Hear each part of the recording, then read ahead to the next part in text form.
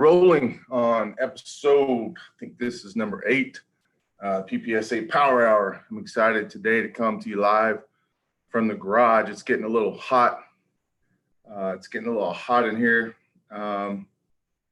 here in Southern California. But it's going to work. I might be wiping my brow a little bit as we go. I just got a good training session in, and it's getting hotter as we speak. So bear with me on that. If you see me sweating, it's because I'm still kind of on cooling down. Excited to share today. I'm excited to talk about building a strength culture and kind of how I do it, utilizing things I do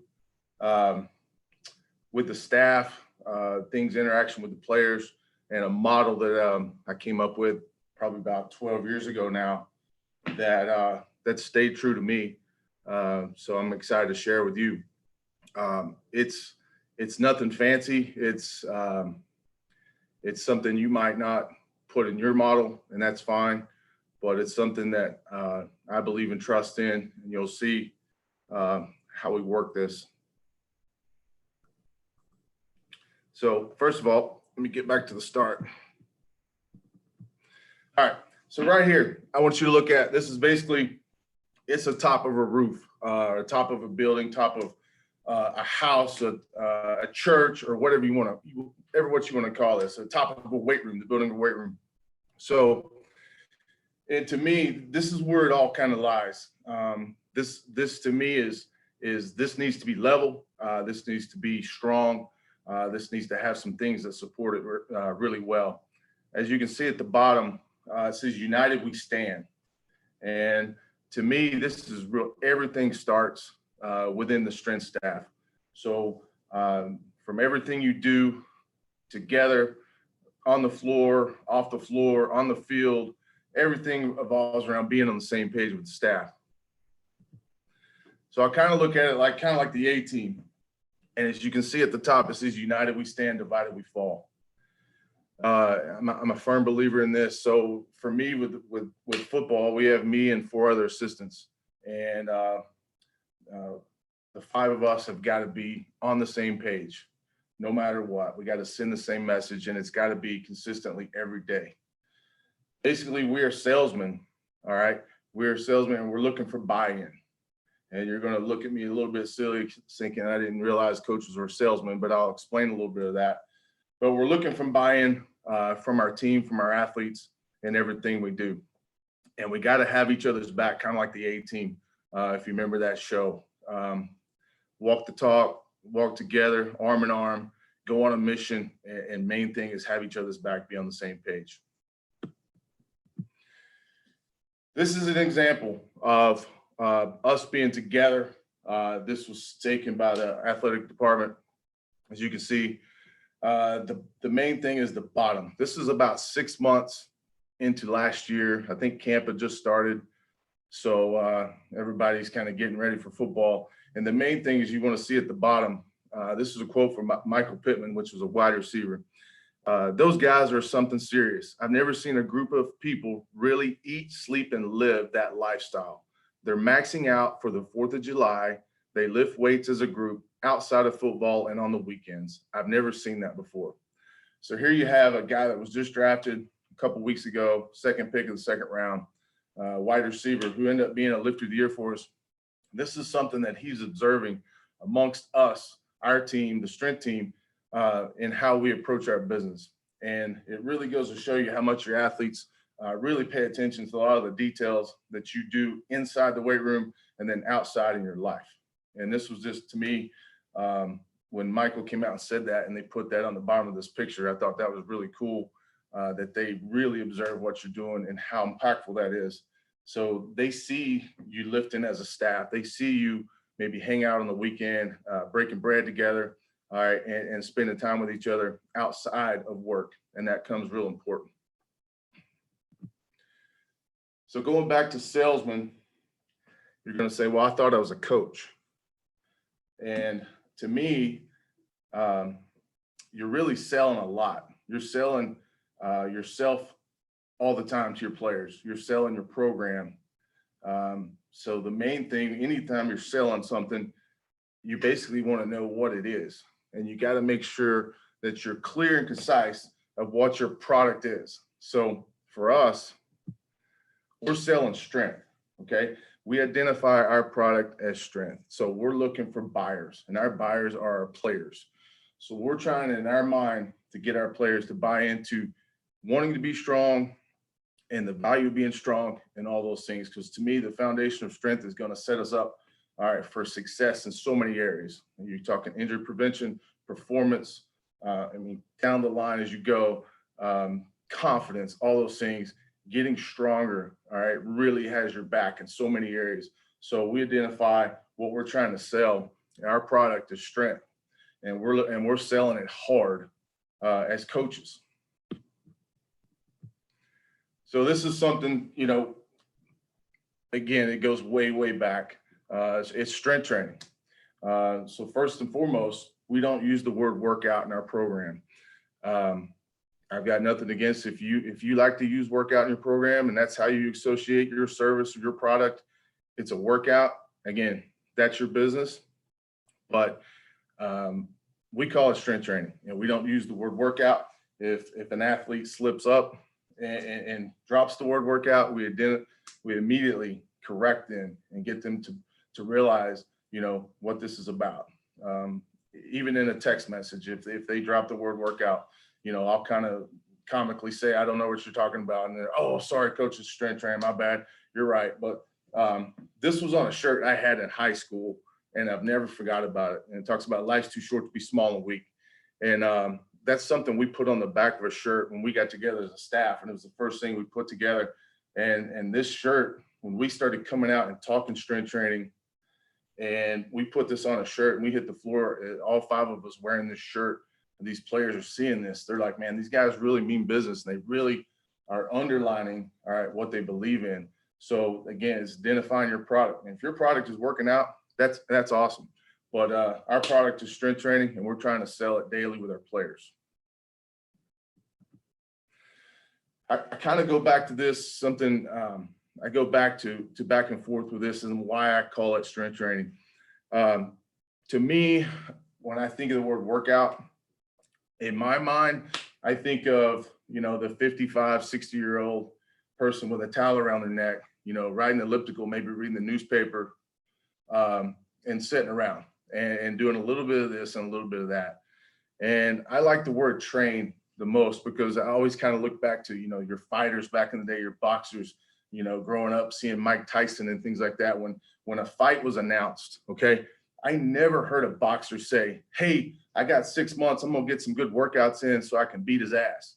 The word, hey, I've got 6 months to train. I got 6 months to train for a championship to beat this guy in the title match. So to me, it's a very powerful word. And I also think of it as if, I wake up in the morning, I say, I got to go get this workout in. But if I wake up and say, hey, I've got to go get my strength training in for the day. To me, if you say that to yourself 3 or 4 times each way, I feel one has a more powerful effect on the mind and what the approach should be to go get this done. So that's, again, I'm trying to show you reasons I call it strength training or training versus workout. So going to a philosophy of strength, and to me, it boils down to, we're talking about supporting that roof. To me, it starts with this.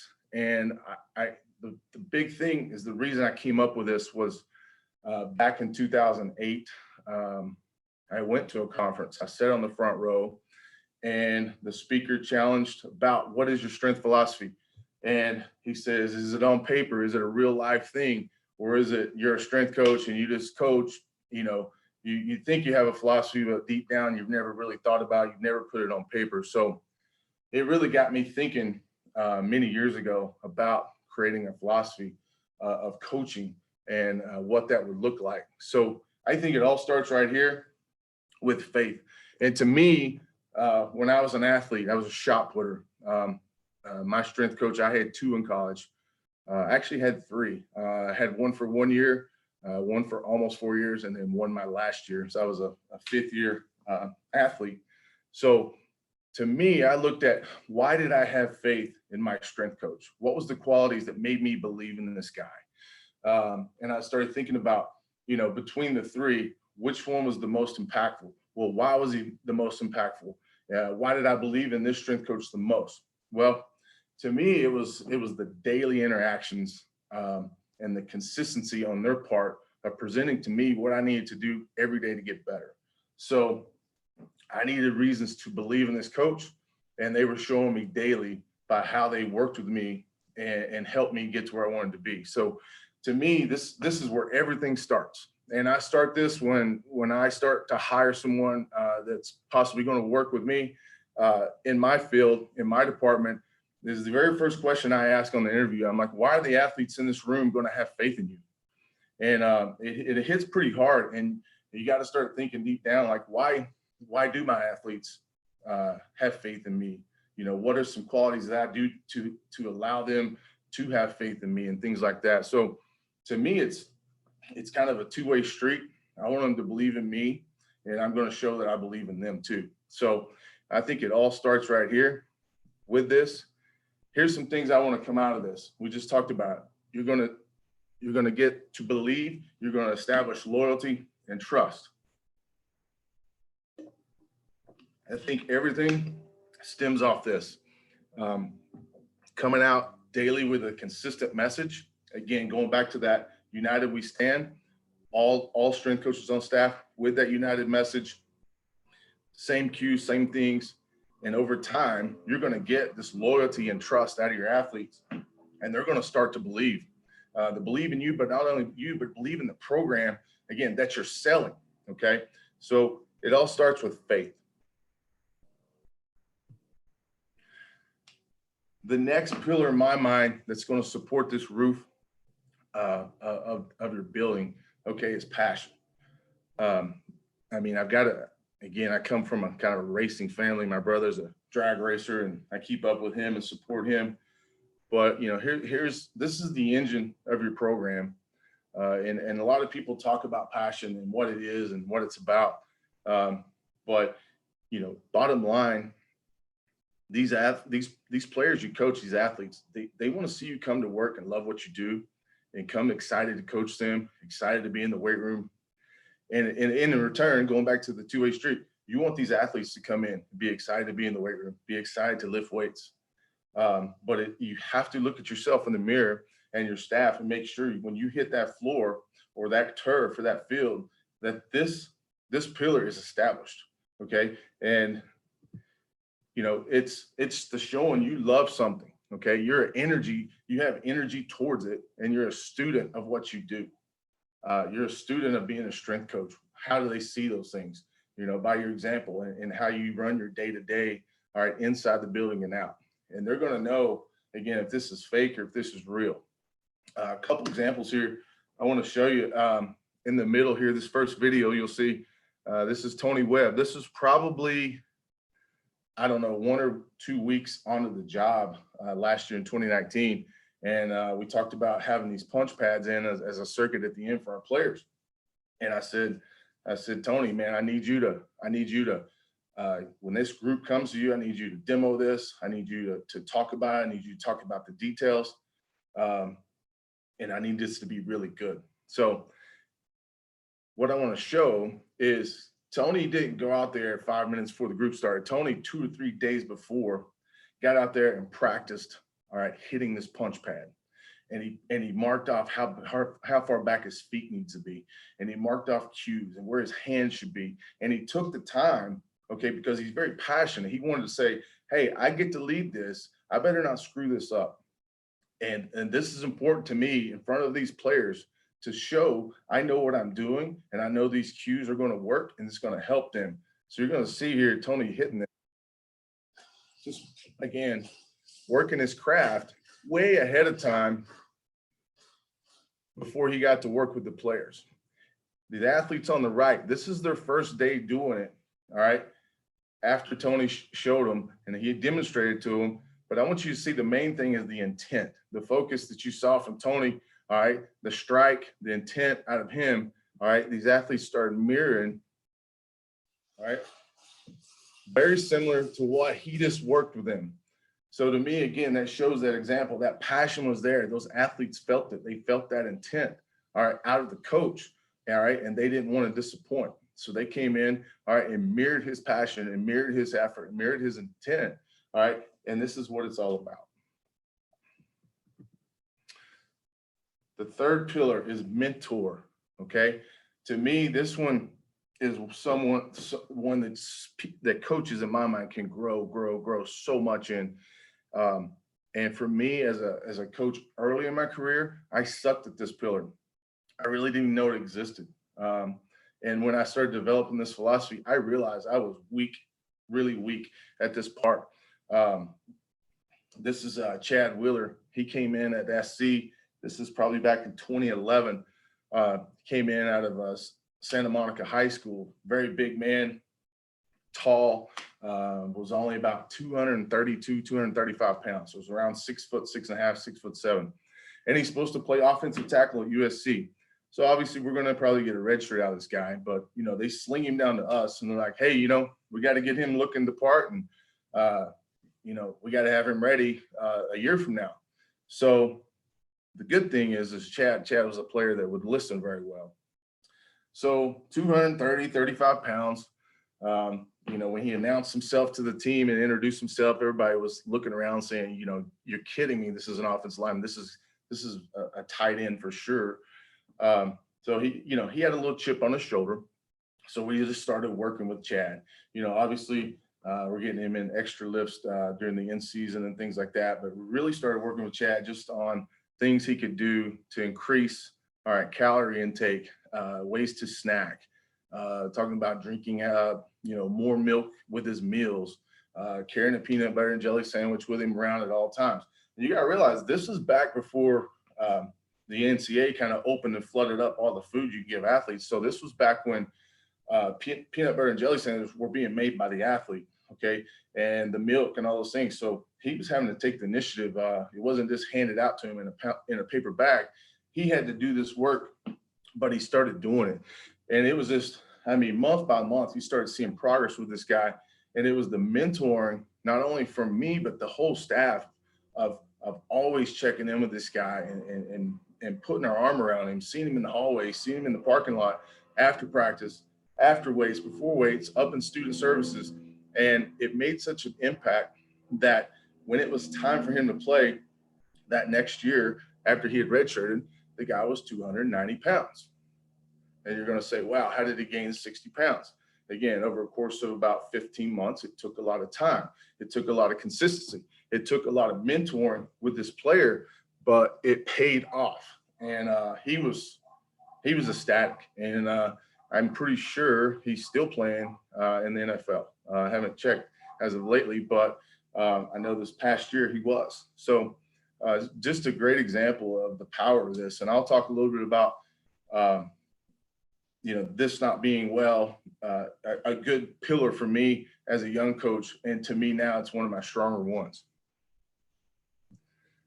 So in mentor, here's the things you want to come out with. You want to be able to teach. And I have down here, sometimes you have to take your whistle off and rip the logo off your chest. And sometimes you have to hit a level of getting down on their level, almost as if a colleague or friend in their mind. But the bottom line is you're trying to teach them how to do something, whether it's how to get more sleep so you recover better and you're stronger, or how to start sneaking those PB&Js throughout the day along with some milk. And over time, we gained 60 pounds in 15 months. That's how to. That had to be taught to him. And again, it goes back, he had that faith in us and he believed in it and he trusted us and he had loyalty. So those things were happening. But to me, this is where, again, you have to, sometimes get on a different level, and the approach and the delivery has to be sometimes in a different manner for this to be effective as maybe, like I said, a friend, and to teach how to. So that's the mentor pillar. This is probably my favorite one to talk about, is integrity. And this is the fourth pillar, the final pillar of the program. As you can see here, you got a ton of household cleaning items as a picture. And to me, it really represents kind of your house. Um, if you think about whether you live in an apartment or a house or condo or whatever, even a dorm, uh, when there's daily things you need to do to kind of keep your house clean. Whether you believe in making your bed, okay. If you don't take out the garbage, probably a day or definitely 2 days, what starts happening? Things start stinking. Okay, the dishes in the sink, you leave them there a day or so, things start stinking. Things start molding. There's also things you do in your household that maybe aren't daily. So if you think about those things that maybe come more on, say, a weekly, maybe run the vacuum cleaner, all right, sweep the kitchen floor, maybe clean the sink. And there's some things that come a little more monthly or even, annually, where hey, rotate the mattress, shampoo the carpet, re-wax the wood floors, things like that. But bottom line, if you run your household, first of all, on the daily basis well, okay, it stays pretty clean and it doesn't stink. And if you do the things that are weekly, monthly, and possibly annually or yearly well, okay, then you have the overall package. And to me, this relates so much to your strength program. And this is totally, again, this is just some things for us that build integrity of our program.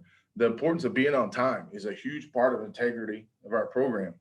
The dress code, whatever it is, it's a USC gear, top, bottom, and whether it's gray top, black bottom, black top, black bottom, the shoes, the proper shoes, the shoes need to be tied, and then you go to also as your integrity, as your technique quality.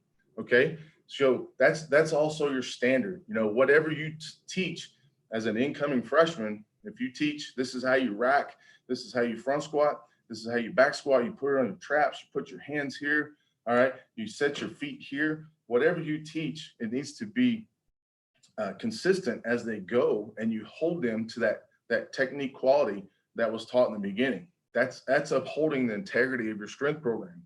If you teach it early, but it starts slipping away, or you're teaching it early, but then they're seeing a third or fourth year player do the same exercise they're actually being taught, and they're saying, well, they're not getting the depth they're talking about now. Well, your integrity of your program just went down, okay? Because they're seeing what they're saying is not what they're holding us accountable to. So again, this is very important. In my part as a pillar is right here, your integrity, and it's to uphold. And at the bottom it says the standard. And to me, it's daily. Okay, it's daily all the time. It's your standard. It's what you hang your hat on as a coach. And to me, again, just the thing is, just being on time and how you do and then promote that. We talk about being early is the standard. So, I can't think of a better example. And this was years ago for me. We had to be outside at the start of a strength training session, and they started outside in their cleats. So I was headed out to the field about 10 minutes till, I think it was 10 minutes till 10 o'clock. And this was in the old facility. I think this was in 2011. So I'm headed out, and it's about time I get close to the field. It's probably a 3-minute walk. I see our starting running back turn the corner. He's in a full sprint as if he's a 200-meter runner. And he's turned the corner, almost runs into me, but it was so important for him to be on time. He was going to sprint, get in the building, change into the gear, get into his cleats, and be back outside and be there on time. So for me, that made me proud of the integrity of our program of being on time, because he could have said, you know what, I'm just going to accept I'm late. I'll do the whatever, 50 up downs, whatever it is at the time.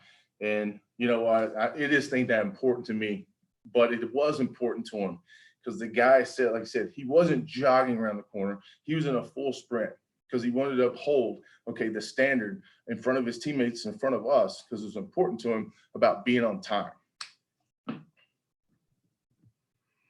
To me, your integrity of your program, it changes daily. And it goes back to going back to your household. It goes back to how you run things. And to me, on a daily basis, your integrity kind of, it floats, and you're trying to uphold it to where it's always is climbing as you go. And there's going to be a bad day where something got slipped up, or one coach didn't catch something the right way and something got overlooked. Okay, maybe that day your integrity took a little dip like a stock market does. But over time, okay, you want this thing to keep rising as your program goes. And to me, it's a lot of work. All right, it's a lot of having high observation of your room, of your program, the hallways, the locker room, and things like that as you go. Is your integrity is everything, and you got to keep a close eye on it, because you want those stocks, all right, to not have those ups and downs. Okay, you want a lot of ups as you go, and that when that's happening, that means your program's building in the right way. So this is something that we kind of hold our integrity to at USC, and this was something that was established, I think, in 2011. If you ask any coach or a lot of players, they'll, hey, what do you mean the Bulldog way or the Spartan way? Or, oh, it's just the way we do things. Well, what is it? That's just how we do things. Well, give me an example. The Spartan way or the Bulldog way or whatever. It's just, that's what we are. Well, we just said, hey, what if we put the Trojan way, kind of put it on paper, make it our brand, and make it something we're striving to. And to me, it kind of goes back to that integrity pillar of you can really kind of grade your integrity program on how well we're doing and what we say is our way. So again, Trojan way, our first line is show up early, ready, and start fast. And we don't even talk about anything else if we can't master that first line. And the show up, if you can see, has an exclamation point. Okay, that's the main thing. You got to show up. It's boom, you come to the table. And not only do you show up, you're early, you're ready, and you start fast. So obviously you're going to go, well, how early? Well, you need to be early so you're ready. All right. Why? So you can start fast. So things like, you're in line with your shoes tied and everything ready to go. So when the whistle blows at whether it's a 2 o'clock in the afternoon lift or an 8 a.m. lift, when the whistle blows, we clap in our hands. All these things are established so we can start fast. Compete with heart and discipline. All right, that's something we talk about with your team. We had to really push a lot on the discipline part. And guys were competing, but they were a little bit reckless. So, there's a lot of penalties one year. So we're trying to clean that up. So we're trying to teach them like, hey, I love the effort, but we got to stay within the lines or touch the line, or, hey, you were out of bounds, or things like that. And let them understand that the discipline part is just as important. Finish what we start. A lot of people say that, we got to finish what we start. So, if we start fast and boom, we've established that, boom, we got to keep finishing out the day. And that could be, hey, it's Friday. We've had a hell of a week. We've had 4 great lift days, but hey, it's Friday. We got to finish what we started. The beginning of the week was great, but we got to finish this thing. Make no excuses and tell the truth. Wow, this one is really big. If you have truth in your program, if you have truth in your locker room, if you have truth with your players, all right, how much time are you saving because you're not chasing around lies? All right, so this is something that we're constantly working on with, players going to meals, players going to class, players going to tutors, players going to rehab. All right, obviously players coming to strength training. So we try to put it all under one umbrella so it's all consistent with them. And it allows, a unique drill we did this past winter was, we sent out a crew to do class checks, and we find out, hey, the guy was a minute late to class or a couple minutes late to a tutor. And then later that day or the next day at the team meeting, we give them the opportunity to stand up in front of their teammates and we'll say, hey, here's the floor. Was anybody late to class yesterday or today? Or did anybody miss a class? And we already know the answer. We're going to see if they're going to stand up in front of their teammates and say, you know what, I was anthro, I was 2 minutes late and I let you guys down. But then we immediately, all right, congratulate them and talk about if we have the truth, we can go so far in our program. And it's very powerful. Stand tall, big chest, big eyes. I can't lie. This came from Coach O, the head coach at LSU. This is a huge phrase. We talked about when we condition, if there's any fatigue that sets in, This is our motto as a Trojan. We stand tall with our chest out and our eyes big. So we talk about doing things with our players instead of don't do things. So instead of saying, hey, don't put your hands on your knees, or hey, don't bend over. All right, we tell them what to do. Hey, we're SC, we're Trojans. We stand tall, big chest, big guys, and get them to learn. This is the Trojan way. This is integrity of our program. Protect the team at all times. That one, that's everything. Those are decision makings on the weekend, what you're doing in your outside life. That could be maybe not clobbering your teammate when you had the kill shot to protect him from injury in practice. You came up and let him know you're there, but you didn't take his head off because you respect him and know we need this teammate. Protect the team at all times. I think that comes in big in our program. And we want to say we are trained, which goes back to strength training. We want to be able to say, hey, we're trained for this. We have prepared. This is part of our preparation. I can stand up and say I am trained, and then we always say we are SC, and of course fight on. So our integrity, we have a Trojan way to hold ourselves to. So when you put it all together, I'll let you look at this. And we talked about that roof and what it stands for and how we get there. And to me, you're looking at those 4 pillars and you're looking at those blocks under it, what they believe, to love, to teach, to uphold, loyalty, trust, energy, student, friend, how to, the standard, and daily. Okay. When those 4 pillars are standing nice and straight and nice and firm, that roof of your building, your program, all right, it is standing nice and strong. And again, you have to find, again, for these 4 pillars, there was times in my career where they weren't standing real straight. Like I said, early in my career, my mentor pillar was probably shrunken and laying to its side. It was probably it wasn't giving integrity any help over there to hold up that side. So these are things that I wanted to grow in, and we talk about as a strength staff. Growing in is all 4. And the first meeting we have as a strength staff is when we talk about this and bring this philosophy on the floor. We let it out of the bag. Like, hey, Darren, where you at, man? Which one of these 4, man, you think you're not real good at? And he's going to open up and tell us why. And then we're going to ask, well, how are we going to grow in this one? In this pillar, so we get all 4 standing equally strong. And we go around the room, and you got to identify your weaknesses as a coach. And you also might find one that's maybe a little bit overpowering, meaning it's blaringly so much more powerful. It's also out of balance a little bit.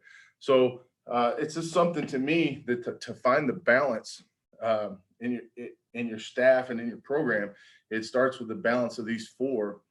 And learning and kind of doing some self-awareness, some hard questions to yourself of where I need to grow, which one are probably really good right now, or, which one sucks, or which one maybe is too powerful. But the main thing is to find the balance. So that's for coaches and that's for us. And when we're thriving well, I think our players thrive well and they see this balance. But for a program, like you said, we talk about building a culture of strength. For our players, I look at this model, and this is something that we put together for our players. So obviously, it's a standard pyramid. People see these all the time as strength coaches. I took it a little bit farther. I actually had Trojan body types put on there, so it's a little more specific. But what I wanted to do when I hit the floor running with the staff was I wanted to give our players a philosophy to attack and something to learn what it's about. So, again, along with the strength training shirt, life's too short to be small and weak. Another shirt we hit the floor with was this one right here, and obviously this was on the back of the strength staff, and we referenced this so hard in the early part of the program to get them to understand that these movements they're doing in the weight room is all supporting what's trying to happen. And every athlete wants to run really fast and jump high and all those things, but we wanted to show them it's got to be supported with some things that are not so fun, sometimes squatting and deadlifting and cleaning and all that to some certain athletes or skilled athletes are not, not the most fun things to do. But when you show them over and over the importance of it and how it's going to support that speed, and talk about examples of athletes you've worked with in the past that are really strong and really powerful. And then you mentioned that 40 time they ran at the combine, they start going, oh, wow, you mean he had a 150 kilo clean? Yeah. And he was a safety? Yeah. Oh, okay, I need to get my clean up, things like that. So we hit the ground running with this. And we talk about having a strong foundation, having power production, and then obviously speed application. To me, I can't describe this any better than comparing to building a house. And it's really simple. When you build a house, there's a ton of hard work in the front end. First of all, you got to clear some land, okay, or level some land. You got to pour, okay, you got to dig out a hole, put it in border, you got to pour a foundation. I mean, this is really hard work, takes time, and it's not pretty. Then block goes up in brick. I know this because my dad was a bricklayer for 31 years. So I got to be with him. It's freaking hard work. So to me, that's like the squatting, the power cleaning, and the pulling, the pressing, and those things that are hard to do on a consistent basis. So you're pouring that foundation for your house. You're putting up those blocks and bricks. It's a lot of sweat. It's a lot of calluses on the hand. All right, but you're setting that foundation up for something later. Then I look at the power production. To me, that's when the house starts getting some electricity, all right, and some plumbing put in the house, because this is where power is going to be transferred or flows from water and things like that. So obviously that's our triple extension movements, such as snatching, pulling, cleaning, those types of movements where we're trying to put force in the ground as quick and as powerful as possible. And we relate that to our players and talk about that's your electricity and that's your plumbing. And then in the end result, to me, the speed application, to me, that's of the house, that's your finishings. That's the color of the wall paint you pick out. That's the faucet, whether you want the brass or do you want granite versus this tabletop, or do you want this type of lighting fixture? Those are the finishings. Those are the things that comes in and, it puts it all together. When people come in, they walk in the house. Oh, wow, love what you did with the lights. Oh, wow, I love these doorknobs. Oh, I love the color around this fireplace. Okay. But they're not thinking about this hard work that was put in 18 months or a year before, where people's backs were sore and hamstrings were tight because of the work they put in. They're not seeing a lot of that now. They're seeing the finished product. So when someone's out there running really fast in a program, okay, we know that they've put in this work, this strong foundation, they've learned to produce power. So the best example I give with our players is show them. They always say, you've heard the proof's in the pudding. So we will bring in some of our again, some of our players that had good power production lifts and ran really fast. This is a tight end for us, Randall Telfer. Had a nice little stint in the NFL. This next guy was a very powerful fullback, around 260 pounds. Ran a really fast time for us. Really powerful in the weight room, strong in the clean, great squatter. And this last guy here is Nikhil Roby. Very fast. That's him at about 166 pounds, cleaning 300 in the video. So when they start hearing some of these NFL players and some of the strength levels they had and the power output levels, and you reference that and you bring it back to this pyramid, which is on the back of a shirt, you immediately see guys buy in. They're over there. That clean's got a little more snap on it because you just explained to them and showed them, okay, proofs in the pudding. Most of the time, not every time, I'm gonna say most of the time, our best cleaners, and I'm not even saying the most weight, our best cleaners technically and our best squatters usually ran the fastest and jumped the highest. And when you show them over and over that, the buy-in is tremendous from your athletes. And anytime I've ever showed that video over, and I've used it for years and years and years, all right, I went from that into a weight room setting, and I've seen guys in the middle of a winter program ability to probably PR right now because they're right now so turned on in their mind that these lifts equal speed, and they figured it out. And I promise you, these same athletes 3 or 4 months later have forgotten about this. So you bring this back up again and you show them again. Then you go back in the weight room, and again, right then you could probably have a great max out session because they're so turned on in their mind. So that's something that's really neat, and how we use it in a unique way. And again, it's just an image. So as a strength plan, okay, when we talk about our strength plan, we kind of follow these 3 simple rules with our program. Number 1, all right, we're looking for it to be very simple. And I love the E squared. It's got to be effective and efficient. So when we're looking to write up our strength plan, we're looking for 1, flow, simplicity. You know, does it utilize the rack, the equipment we have in our room, to where one exercise, if it's superset with another one, does it have great flow? Is it effective and efficient? Number 2, is it strong? Okay, is the movement strong? Because we talked about, I mean, we're selling strength. We're looking for buyers. So is the movement in our mind, is it a strong movement? Are the athletes, are they feeling it? You know, this is something that's going to make me strong, because these coaches are saying being strong is very important. So simple, strong, and lastly is consistent. It's again going back to that buy-in. And why did I believe in my strength coach? Why did I have faith? Because he was always so consistent with me.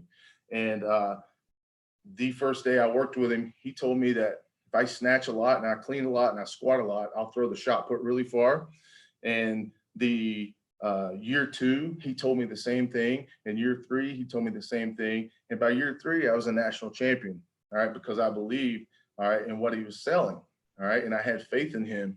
All right, and I had passion to work hard for him and those things. So it really works that way for us. You know, simplicity, strong, and consistent. And that's our strength checklist. Well, that is my presentation on building culture, building a strength culture with the staff, with the players. I appreciate this, guys, and like I said, it's been fun to share, and I love to get the chance to share some things we're doing. I'm very blessed to be at a place like USC with that has a really good facilities for us to train in. I've got great strength coaches. I feel like I work, not, they don't work for me. I think that we all work together. We work with me, and that's Darren Mustin, Big Tony Level 3, Jared Klingenberg, and Sheriff Tupou. So again, I appreciate it, guys. We'll get it cranking up next Tuesday, same time. We got a guest strength coach, Joe Conley from Arizona State. It's going to come in and talk some shop, and I think we might actually be bouncing some things back and forth. So looking forward to it. Hope this was helpful, and keep fighting on.